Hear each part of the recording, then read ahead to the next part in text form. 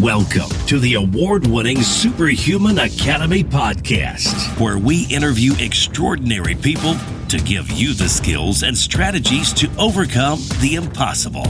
And now, here's your host, Jonathan Levy. Before we get started, I want to take a moment to talk to you guys about personal development. You see, if I've learned anything over the last 5 years of hosting this show, it's that the journey of self-improvement never ends. There's always a way to improve and grow.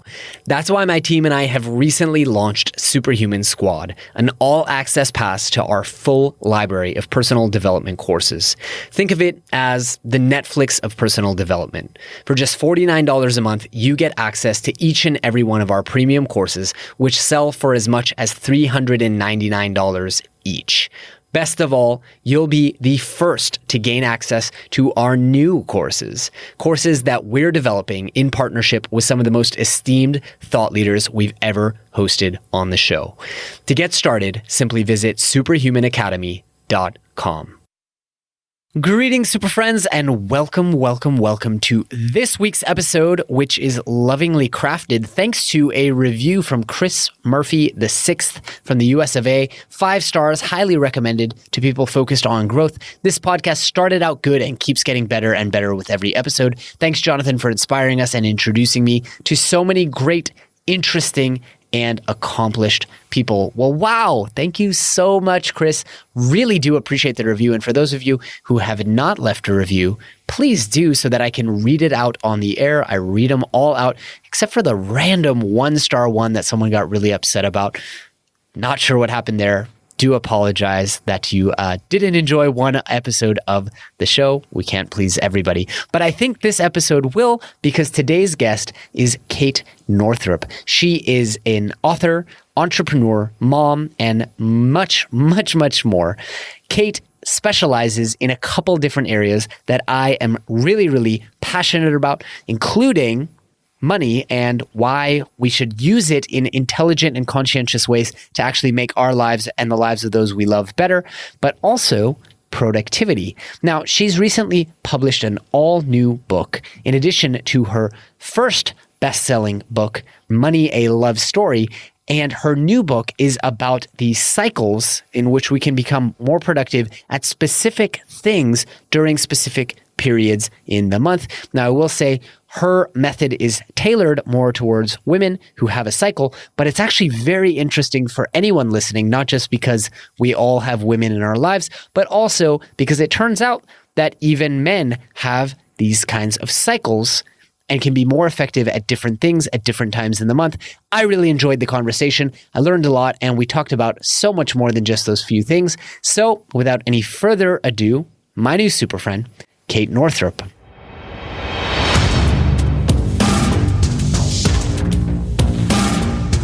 Ms. Kate Northrup, welcome to the show. How are you doing today, my friend? I'm doing great, thank you. How are you? I'm doing really well. Really excited about a new knitting project that I was telling you about before we hit record. So it's been an exhilarating day. I bet you've never heard that on a podcast before, right? Not exhilarating with the word knitting. Oh, there's nothing more superhuman than knitting. So, Kate, I'm really excited to have you on the show today, not least because we share two of our favorite topics, which are money and how to kind of use it in meaningful ways to add value in your life, but also productivity, which is my secret unique ability. So I'm really happy to have you here today. I'm so happy to be here. So I would love to hear your origin story because you, like myself, have jumped around and have become a thought leader on a couple different topics. Where did this all start for you? How did you get into the field of helping people live better lives? Yeah, I don't know. Isn't that a great question? It's a great question. And I did not do this on purpose. I will tell you that. It continues to come as a surprise to me that this is what I do for my career. Like, I actually went to school for art history and I thought maybe I'd be a museum curator or an art dealer or gallery owner.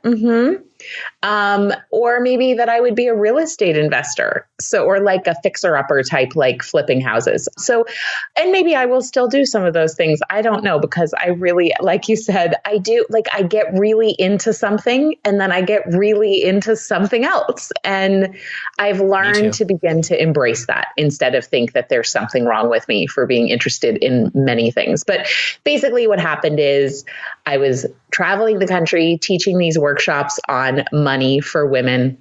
And then, the very short story is I was like blogging about it and using social media to promote them. And then I ended up being asked to write a book. And then that turned into Money, a Love Story, my first book, and a whole, course on that and things. And then I kind of felt pretty dried up creatively and ended up getting married and having a kid and was just kind of figuring out what I wanted to do next. And then when I got pregnant with my first child, I was so tired that I could barely work half the amount I had worked before.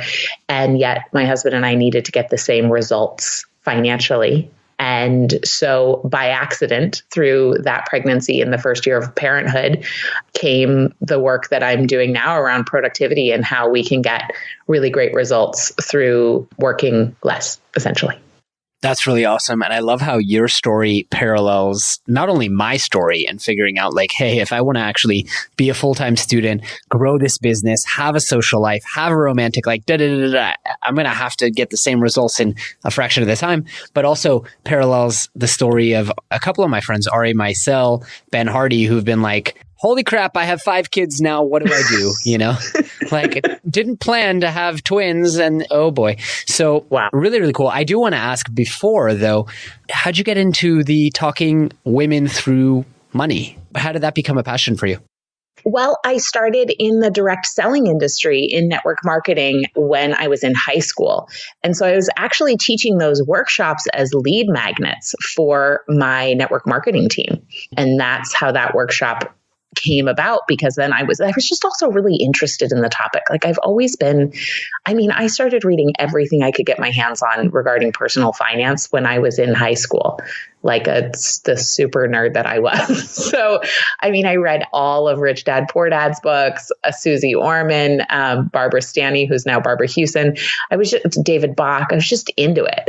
So I kind of put together everything I had learned and then also combined it with my own experience and started teaching these workshops. And I had gotten myself into quite a bit of credit card debt through just really not paying attention and being, just sort of hoping that someday somebody would figure it out for me, honestly, which is such a bratty thing, but it's true. And then I realized that wasn't going to happen.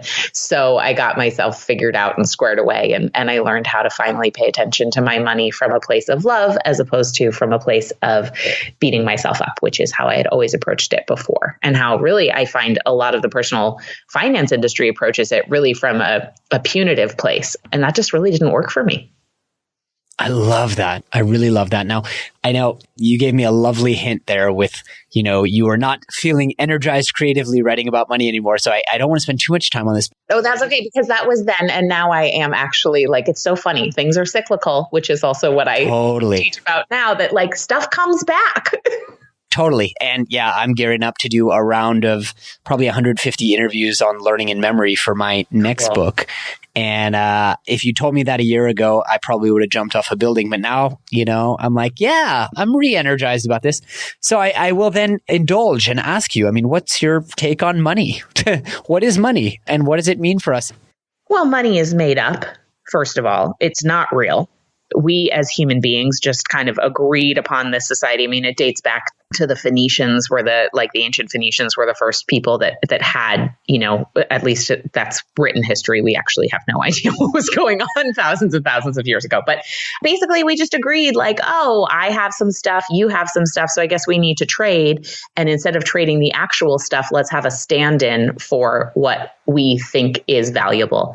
And so that's what money became. The problem with the financial system, there's so many, but one of them is that there are so many things that are actually valuable that money doesn't value. For example, all of the invisible work of caretaking, of like we talk about working mothers versus stay-at-home mothers, for example, as though like there's any parents who aren't working, right? There's just, and just all of the unspoken work that happens that ends up being not valued. So, and then money becomes a stand-in for our personal sense of self-worth, because as a society, we've all agreed to buy into the system. We just have to pay more attention to how we feel about money, because how we feel about money drives our behavior. And if we want to be more conscious around our money and have more of it, and also just make managing it easier, we have to pay attention to how we feel about money. And a lot of people say like, oh, well, it's just business, it's not personal, or, oh, it's just financial, it's not personal. Well, it's always personal, because money comes with a lot of emotions. I love that. And one of the reasons I'm so passionate about money is, well, I think there's a few reasons, and it's worth mentioning. I mean, from the time I was 16, I was very blessed, and I started a business, and I had more money than I think most people around me. And if I'm honest with myself and acknowledge the extent to which I'm blessed, I was making more money than most people in the world will ever make. I mean, if you look at a 61% of the world population base of pyramid perspective. And so I became obsessed with this question, and I'm still obsessed with it, of like, how can I actually use money to make my life better? Because you can't directly buy happiness, but as Joe Polish says, people who tell you can't buy happiness just haven't given enough of it away. So there is some formula to which I can use this resource that I've been blessed with to improve the lives of myself and the people that I care about. So that's on the one hand. And on the other, I mean, recently I've really dug in and done the work as to why is money so important to me when I don't consider myself materialistic, when I'm not comfortable showing wealth. And it ultimately comes down to, I believe that money is a vehicle for freedom, and freedom is the ultimate currency. Yeah. What's your take on money? I mean, what does money mean in your life? And what is the approach towards money that you espouse when you work with clients? I mean, how should we be viewing it, and how should we get our heads around it in a healthy way? Well, I'm right on board with you. Money to me equals freedom, choices specifically. Money allows us to have choices, and having choices brings greater happiness to a degree. Unfortunately, for having unlimited choices actually decreases our happiness. Totally. So that's like a whole other thing. And then also money allows us to have a bigger impact. So like you shared the Joe Polish quote, I love that. When we have more money, I love the Mother Teresa quote, it takes a checkbook to change the world. We do live in a world. Yeah, right? I've never heard that. I love that.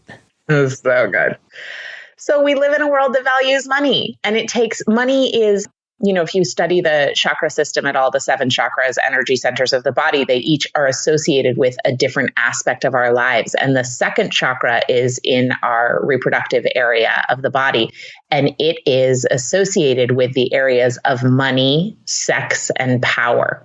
Those are all connected to the same energetic center of the body. It's really, really important that money and power, and sex too, that's a whole other piece, but that money and power are associated, because in our world, we have all agreed that those who have the money have the power, right? And so that can be really problematic in certain ways, but for those who are going after abundance and being able to accumulate wealth, we have to know that allows us, like, that if you are somebody who maybe is having a spiritual hang up or hangover about feeling like, oh, it's not spiritual to be rich, really to know that your ability to make waves in the world can be vastly amplified by your resources financially. And so I think it's so important. And that's what I work with people around, is their mindset, just simply knowing that if you're judging people who have money, if you think having money is dirty, if you think you have to be greedy in order to make money,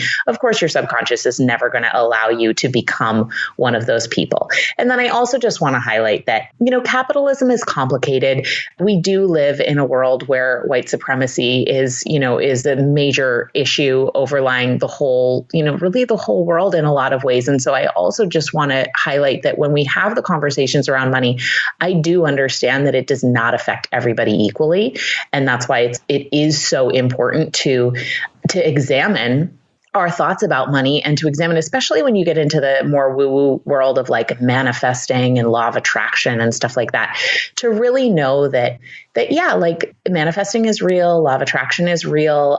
We do attract who we are in our vibration. And also there are real systems that need to be dismantled that hold some people back more than others and marginalize folks. Totally. And so I just want to highlight that because I think that that's not talked about enough in conversations about money and creating wealth. Yeah, it's incredible how easy it is to make money when you have money or when the people around you have money. Totally. Or like when you have an inheritance coming to you. Absolutely. And I did some work with folks, startups, right, in the base of pyramid. So people living under $3 a day, then it was. And it's amazing to me, like all the solutions that you would come with and be like, oh, well, we could just do this and then we'd be able to generate a little economy. And it's like, well, no, we can't because you're dealing with people who literally have no means to acquire the wealth. Like we're talking unbanked. We're talking don't have an ID number. We're talking there's no way to get these people into the grid. And you're like, oh, that's the problem. So I really appreciate you saying that. A takeaway homework tip or something that people could do with regards to money. I mean, what's one thing that people can change today to be better about this and be more mindful? Yeah, I love, what I did when I was in a lot of debt and I just needed to start paying attention to my money because I found I was like a head in the sand person. I was just a chronic avoider. And by the way, I'm still a recovering financial avoider. Like left to my own devices, I still just want to ignore it. So but the good news is like we can all be better with money than we are today.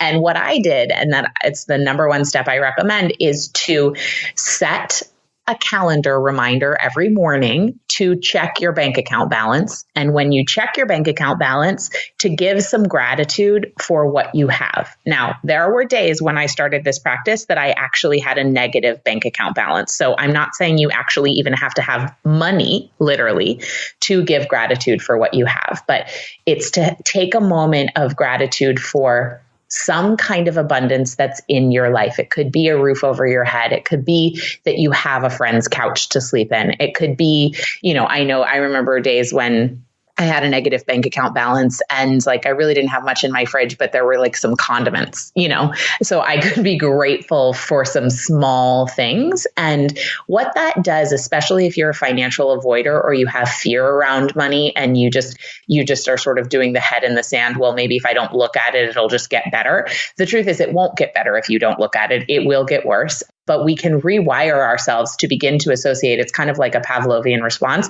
We can begin to associate looking at our money with a feeling of expansion and gratitude. Because if you train yourself every day to practice gratitude while looking at your bank account balance, you will begin to shift your automatic response. So then looking at your money starts to feel good instead of feeling bad. I like that. I really like that. And I had a feeling you'd have a quick mindset thing that people could do that would just be wonderful. So I appreciate that. Sure. Now talk to me about productivity. I mean, that's such a big word.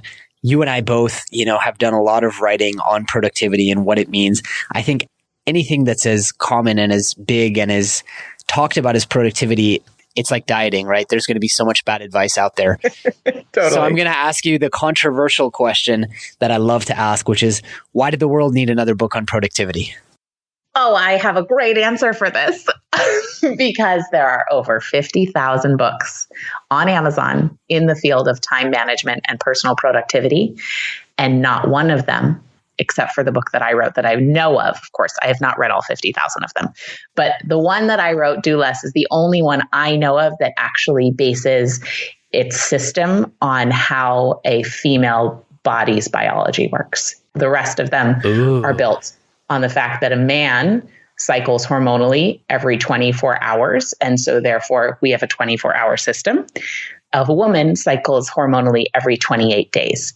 And no system has ever been built for her until now. Okay, this is really smart. A lot of our audience is male, but I just want to remind you all, like I'm listening largely because I feel like my productivity systems that I try to, of course, mansplain to my wife do not work. So Tell me everything, Kate Northrup. Please tell me all the things. Well, I will tell you, I've had great conversations about this with some male podcast hosts, and they've loved it. So I'm so glad that you're open to having this conversation. Yeah. So, and I will say, like a lot of what I teach about, with the Do Less philosophy completely applies to men and women. But here's the part that is unique to women. which will help you with your wife and all the other women in your life, which is that women have these 4 phases hormonally every single month. The only parts that we've really been taught are the part where you either have your period or you can get pregnant. But there's 4, actually, not 2. There's 4. And they all have really unique gifts in terms of how our brain is wired at that time for a specific type of productivity. And by the way, these 4 energetic phases are the exact same energy as the 4 seasons. So they're really easy to remember. And it's no mistake that a woman's body goes through 4 seasons every month. And those 4 seasons obviously happen on the planet every year. And those 4 phases are the exact same energy as the lunar phases each month as well. So this is like divine design. And I figured when I started studying this, I was like, well, if it's good enough for the planet and, keeping all the beings alive, if it's good enough for making human beings, which the menstrual cycle is responsible for human life, and if it's good enough for gravity, the lunar cycle, then probably it would be good enough for my project management and productivity. Right. So, right. So the follicular phase is like the springtime of a woman's month. And it's the time where her brain is the most wired for new beginnings, for planning, for brainstorming, for initiating things. So that's a really good time to do those sorts of tasks. The next phase is ovulation, and that's the time when a woman is literally the most fertile, but also energetically is the most fertile. So it's a really good time for being out there, like going to networking meetings, teaching a workshop, doing a webinar, recording all of your podcasts if you're doing batching, for example, launching. It's like when you want your idea to be out into the world, open to cross-pollination. Then your luteal phase is the autumn of your cycle. And this is the time when the brain is the most detail oriented. So it's the time to cross your T's, dot your I's, and to complete projects. And our bodies are so genius. They've made the luteal phase is a little bit longer than the other phases because we all know it takes longer to finish something than it does to start it, right? So our bodies naturally have made this phase a little longer. It's about 10 days, whereas the other phases are more like 5 or 6 days.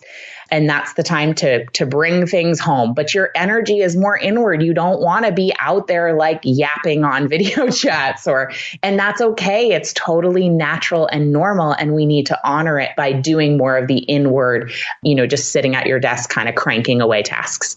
And then the winter time of your cycle is the time when you have your period. And that is the time when you least want to talk to other people. You're the most inward. And it is the time when your brain, your left hemisphere, is the most interconnected with your right hemisphere. And therefore, your logic and your intuition are the most intertwined, and you will be the wisest and have the greatest instincts. So when my girlfriends or my clients call me up with big problems that they need to solve, I ask them, what phase of your cycle are you in? And they will tell me, and I will say, is it possible? Can you wait to make that decision until you have your period? And if they can, they wait. And within like 10 minutes, they have the right answer, as opposed to obsessing about it all month long. That's really interesting. I like this because, anyone, male or female, who's ever met a woman knows that her capabilities and strengths, and to some extent also personality, varies a few times throughout the month. So I don't know why no one's ever thought about this. It's like I have a different hormonal balance at a different point in the month. I think it's really, really smart. And men actually go through those 4 seasons every 24 hours. So I think that's also really important to note. For guys listening, pay attention to how you feel seasonally throughout the day, and then organize your day as much as possible according to what you actually feel like doing. Because so much of our culture focuses on pushing through and doing the thing that we don't feel like doing. And while, listen, obviously there's a lot of things that we don't feel like doing that we need to do. But if we can do them at the time that we most feel like doing them, we get a lot more done in a lot less time with way less rug burn. Like there's just less friction. That's really, really cool. Now, I imagine you have a recommended app for people to track what phase they're in at a given time. I do. I really there's 3 that I recommend. I like the Hormonology app, the Clue app, and the MyFlow app for women. Awesome. So we're a Clue household. Great. But yeah, that's really good. All right, at this point, I want to pause and take a moment to thank our sponsor, Four Sigmatic, who is making it easy for everyday people to unlock the incredible health benefits of mushrooms. I originally learned about Four Sigmatic when I met their founder at a conference in 2015, and I have been pretty much obsessed with their products ever since. Personally, I use their reishi mushroom tea most nights for an all-natural sleep aid. I carry their chaga immunity blend anytime I travel. And I've also pretty much switched out my usual coffee or yerba mate for their unbelievably awesome mushroom coffee, either in ground or in instant form. Now, what I love about the mushroom coffee is that it combines chaga for immune support with lion's mane for intense focus. And because of that, I actually find it to be more effective than most nootropics or stimulants, including Ritalin, despite having only 40 milligrams of caffeine. It's honestly insane. If you haven't tried out their products, I strongly recommend you do so. And to encourage you to give them a try, we've actually teamed up with Four Sigmatic to bring you an incredible 15% discount. To take advantage of that, just visit foursigmatic.com/superhuman today. All right, back to the show. So talk to me a little bit about these kinds of differences, right? Like, are there certain tasks that you only do in certain phases? I would also like to know for the men, I mean, how do we know? Because I didn't know that I went through these 4 phases. Yeah, isn't that cool? So I would say, so I'm not like the world's leading expert on men's hormonal health. So you'd have to do a little bit more research. But I do know that there's like your testosterone surges from like 6 a.m. to 1 to 2 p.m. And actually, interestingly enough, like that's your best time to get your work done that requires the most focus, and also to get your workout and also to have sex. So that's like a lot of things to do in about a 6-hour period, 6 to 7-hour period. So, but each man is going to be different. So I would just kind of track throughout the day, like set a timer every hour and just look back retroactively and say, like, how did I feel the last hour?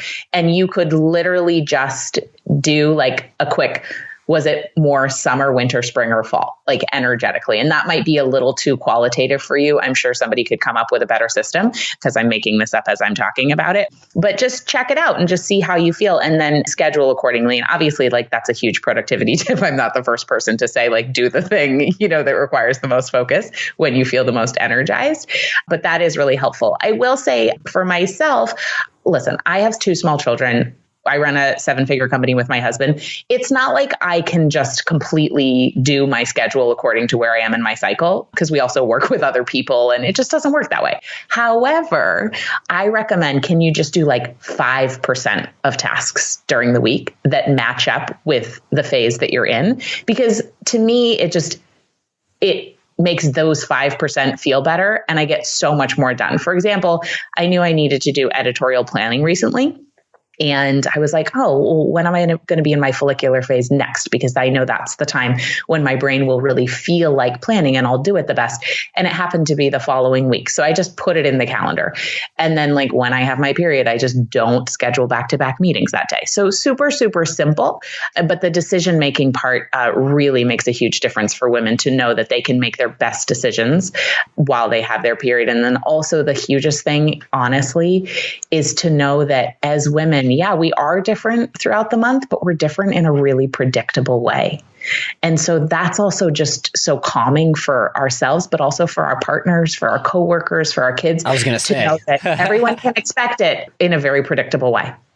I was going to say, I mean, I definitely don't want to make this all about us men, but that's a life-changing thing for me because we just did a Kolbe assessment, my wife and I, and I'd done it many times, but I wanted to get her Kolbe because I had some suspicions. I'm a typical entrepreneur, potentially like you and your husband are as well. Really high quick start, not a lot of fact finder. I want to just dive in, try things out.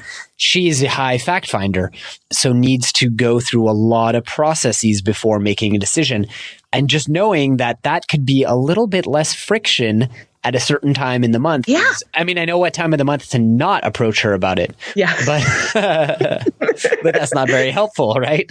Yeah, totally. Totally. But I think, regardless for, just for humans in general, regardless of, what gender you were born as or what gender you identify as, some really interesting data is that most of us are just working way more than we need to. So yes, like I don't believe in women pushing through when they're having their period. Like just take a freaking break when you're tired. But all human beings, we all need to just take a freaking break when we're tired, because what the data shows is that when we work past the point of exhaustion, and I'm sure you know this from your work already, but like we start to distract ourselves. So because we actually need a break, what ends up happening is your brain is trying to stimulate itself into focus, but then you end up context switching, which on average takes 25 minutes to get refocused after. So what ends up happening is you're working along and then you get tired, and it's really actually time for a break. But what you end up doing is starting a new task or picking up your phone or opening a new tab on your browser,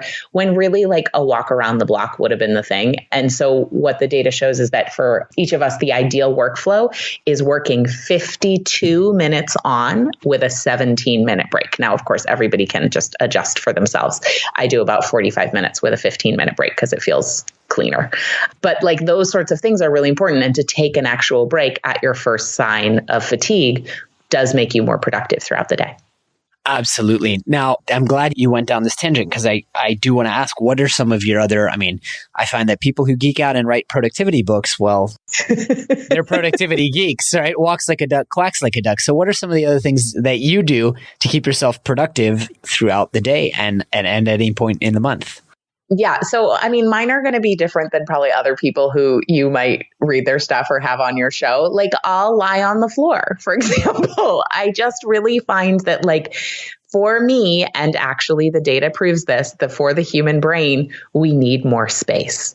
And so we think that staying at our computer and doing more work is going to get us the best results. And it's actually usually the opposite. So the average American works 47 hours a week, but at just 49 hours a week, our health indicators start to plummet, particularly for women. Mental health starts to decrease dramatically. Heart disease increases, all kinds of stress factors. So what's really interesting, though, is that like the average person, not even the average person, even super, super high achievers can only focus on things that move the needle like 4 to 5 hours a day.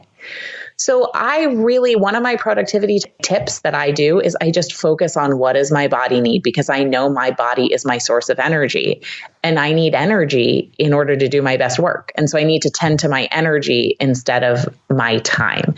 And I do that by, like I just said, lying on the floor, going and standing in the sunshine for 5 minutes, taking a walk around the block, putting on a song and dancing, obviously taking my supplements, eating vegetables, drinking water. But I really tend to my body first. I have a mantra, body first, business second, because if I don't have my body working optimally, nothing works in my business. I really love that. And I have an idea for a podcast that I keep teasing and threatening that I'm going to do, which is it's all about entrepreneurs who put their lives first and themselves first. And not their businesses, because I'm so sick of the rhetoric saying you need to bleed from the eyes to be successful. You just do not. And, I love like Richard Branson says his number one tip for success is exercise. I love it. It just works to tend to your body and to your well-being in whatever way that means. And, and for me too, it means like I take weekends off, for example, which may not sound that revolutionary, but for me, it's really huge for my productivity. Like I really just don't work on the weekends, and I usually don't work after 4:00 in the afternoon because my little girls come home, and then it's family time. And then after 7, I'm kind of done. I'm just like toast. Yeah. So I have clear boundaries. Oh yeah. Talk about productivity tips. I'm in Strategic Coach, Dan Sullivan's program for entrepreneurs. And one of their biggest productivity and coaching improvements is you need to take 3 full free days a week, not days where you kind of check in with the office, and not just Saturday, 3 full free days a week. That's great. I love that. And I'm achieving more with 3 full free days, than I think I would. I haven't worked a 7-day week in a decade. So no. I learned that one pretty early on. But I love that. Why laying on the floor specifically? What is it about the floor? You know what?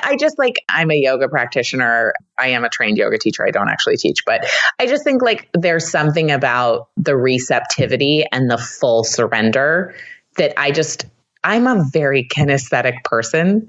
And in order to like experience something, I have to really feel it in my body. So if I want to let go and make more mental space, I really just like have to let go in my body. And the only way I can totally let go is by laying on the floor. I love that. Is this a supine or what are we talking? Yes, like Shavasana. So laying on the ground, just legs fully relaxed, hands, everything fully relaxed.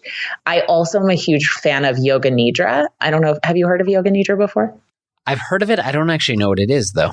So this is cool from a neuroscience and productivity hacking perspective. So Yoga Nidra is a guided meditation, but it's essentially yogic sleep. So you lie down on the ground. It takes about 15 to 20 minutes and you can download you can get them for free on YouTube. You can download them from iTunes. I really like Tracy Stanley's Yoga Nidras and also Karen Brody, who wrote a great book on it called Daring to Rest. But basically in a 15 to 20 minute Yoga Nidra sleep, yogic sleep nap or yogic nap, what they found is that you get the same amount of brain restoration as you would in a 3-hour nap. But it only takes like 15 to 20 minutes. And people who struggle with sleep, which we know is huge for our brain development and memory and learning and productivity, everything, people who are not sleeping well, if they start doing Yoga Nidra sometime throughout the day, it actually improves the quality of the sleep that they are getting because it does something with our brain waves and gets us into a different state in a very quick period of time. And when I do it, when I'm tired and I don't really have time to or whatever, the baby's been up, we're traveling, there's a lot of reasons sometimes I can't sleep the amount I want to. If I can get in a Yoga Nidra, I really do feel like I just took a 3-hour nap in 20 minutes. Fascinating. Okay. What do I do? Well, I mean, it really you just download the thing and then listen to it. But essentially they take you, you just lie down, you relax, and then they just take you through a whole experience and you don't actually fall asleep. You are conscious, but you're only semi-conscious. It's a little hard to describe, but they take you through a body scan and, and relaxing various points of your body. And I feel like I'm in an altered state and then they bring you back and then there you are and you're ready to go. So just try it out. Yeah. How's that different from meditation, I wonder? Yeah, great question. I don't know other than meditation to me, I'm much more alert. It's not really the same. I don't feel like I'm going into an altered state of consciousness to the same degree. In meditation, I'm sitting, I'm much more aware of my surroundings and my breath and my thoughts. Yoga Nidra is really about letting go. And, sometimes you may actually fall asleep doing Yoga Nidra, but the idea is to stay conscious somewhat. And it just feels Yoga Nidra feels like I really kind of am taking an energetic elevator and going down several floors versus meditation feels like I stay on the same floor. Does that make sense? Yeah, I really like that. And I get it because I think I've accidentally done this when I've not followed my meditative instructions and I've laid down and meditated. And it's you don't really fall asleep, but boy, do you wake up refreshed. Yeah, totally. Awesome. Okay. So I know we're coming up on time here, Kate. I do want to ask you, what are some of the other skills, habits, routines that you feel make you perform at a higher level as a mom, as a business owner, as a yoga practitioner? So sleeping, back to sleep. I really like talking about sleep. It's so important. I always prioritize sleep. So I am going to be the first one to leave a party. I really don't go to things that start after 8:00 at night. It would have to be so spectacular, for me to go out and go do something late at night because I just, for me, my performance and my ability to be present and happy requires me to get 7, 8. I mean, it's amazing on a night when I can get 9 hours of sleep. And since becoming a mother, I am fundamentally pretty depleted. And I find that this is common with parents. So I just do whatever I can to fill that sleep jar whenever possible. Sleep, napping, for sure. And then another thing that I do that I think is unique in the productivity world is making a weekly to-do list instead of a daily to-do list. This has been a game changer for me because I used to make a to-do list that was essentially like a brain dump of everything I could possibly ever think of that I needed to do. And it really was written from a place of anxiety, thinking that if I just wrote everything down, then I would feel less anxious. But then what ended up happening is I would read the list, and every time I read the list, I would feel that same anxiety because it was way too long. So now what I do is I ask myself 3 questions before something ends up on the list. And I do the list on Sunday nights or Monday mornings. And they are, does this need to be done? Because so often we put things down on a list to feel busy, to validate ourselves through feeling like we have a lot to do, or because we're just like have all these ideas. And so we put it down, but the list gets too long. So does this even need to be done? Or we overcomplicate things. And the second question is, does this need to be done by me? So if it does need to be done, well, maybe it doesn't need to be done by me. Could my husband do it? Could my daughter do it? And she's only 3.5, but honestly, there are things she could do. Could someone on my team do it? Is there a software that could do this? Who else could do this? Could one of the other moms at the daycare do it? And then the final one is, does this need to be done right now? And so if it doesn't need to be done right now, it does not belong on this week's to-do list. It belongs either on my calendar or in my project management software. So what ends up happening is like I have my to-do list. I'm looking at it for the week right now, and there are like 7 items on it. And it's Monday. And that makes me feel like I have space to live my life and run my business. I'm not overwhelmed. And I keep my to-do list to 1/2 of one side of an 8.5 by 11 piece of paper. And if more than that comes, I just don't do it. I just say no or move it out or whatever. Like if we want to be more effective, it's the same thing as the weight loss philosophy. If you want to lose weight, you eat off a smaller plate. If we want to be more effective with our time, we need to edge out essentially all the unnecessary so that we have a smaller amount of time and then we become more effective. That's brilliant. And I started doing the weekly to-do list as well. And we're now doing it team-wide, which is what are my crucial results this week? It's not what are all the things I could possibly aspire to do this week that I'm not going to be at all accountable for, but I'm going to list them out and tell everyone that I'm going to do them. It's like, what are my crucial results this week? It's great. And if you only name one, that's great, but to the team. But it's been a game changer for us. And I even sometimes will just do it on a Sunday morning, jotting down, okay, these are the things that I want to get done for me, personal and professional. It's rarely more than 5. I also really loved the process that you took us through. It's like, does it really need to get done? And then does it really need to get done by me? Because we all love to talk about automation and delegation, but how many of us actually stop in the tracks of whatever it is we're doing before we dive in and start doing the stupid busy work? Mm-hmm. So I really love that. Cool. I love that. Kate, what's one product or service you simply could not live without? I mean, Wi-Fi, obviously, but recently I will say grocery delivery has been a tremendous time saver for me and my family. We are having our groceries delivered. And this may not sound that revolutionary to people who've been doing this for years, but I live in a small town in Maine, and this only became available like a couple weeks ago, and it is changing my life. Awesome. What's your service of choice? It sounds like you don't have a choice, but we only have one choice, and it's Amazon. It's the Prime, the Whole Foods, whatever. I don't know what the app is called. Prime something. It's orange. Love it. Prime Now. Thank you. Yes, that's it. Love that. And that's a game changer for me as well. And we've started having groceries delivered, and then we have someone come and cook the groceries. We also do that. It's amazing, right? We were making some financial shifts earlier this year, and I really was like, you know what? I'm going to give up a lot of things before I'm going to give up having somebody cook for us, because it's not in either my husband or my wheelhouse. Neither of us are particularly good at it. Neither of us particularly love it. And so I would much rather do what I need to do to make more money to make that happen. Agreed. And we figured out that if you compare it to Uber Eats, we're actually saving money. So that's probably true. We also don't have Uber Eats, but I know what you're talking about.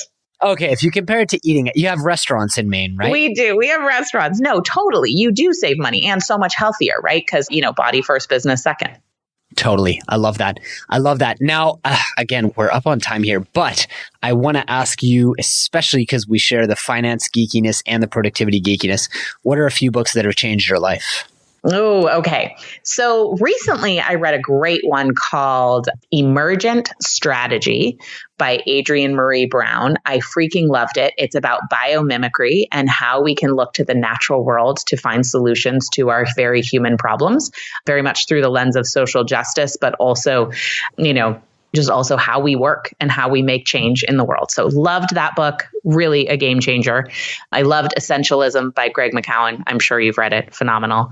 I also really loved Drop the Ball by Tiffany Dufu, particularly for the women out there who feel like they are holding too much of the bag on the home front.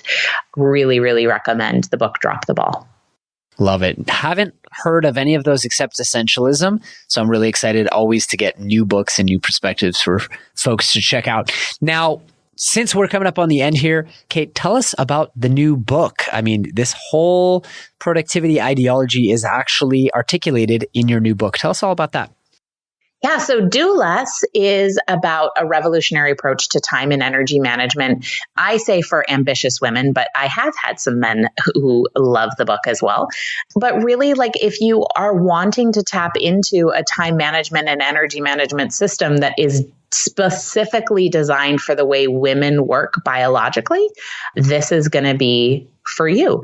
And it combines data, it combines spirituality. It's kind of like the perfect combination of neuroscience and woo-woo and practical. And it's organized according to 14 different experiments. So you can just try things out and see how they work for you. Sounds like the productivity book for the Oprah crowd. That is precisely it. Awesome. If you haven't already trademarked that, trademark that. Awesome. And Kate, where can people pick up a copy of the book, and where should we also send them so that they can get in touch with you, learn more about everything you're doing, get on your mailing list, all that good stuff? So you can get the book anywhere books are sold, and then head over to katenorthrup.com/book so you can enter your info and get a bunch of goodies that come with the book, including a workshop on how to set boundaries and say no, which is a huge productivity hack. And then just find me at katenorthrup.com. I've got a weekly planning ritual that'll save you 2 hours a day if you head over there for free. And then on Instagram at Kate Northrup. Love it. Kate, it has been such a pleasure chatting with you. I always love when I totally click with the guests that we just have a wonderful conversation. So thank you for coming on today. That was so much fun. Thanks for having me. All right, let's keep in touch. Thanks for tuning in to the award-winning Superhuman Academy podcast. For more great skills and strategies, or for links to any of the resources mentioned in this episode, visit superhuman.blog. While you're at it, please take a moment to share this episode with a friend and leave us a review on iTunes. We'll see you next week.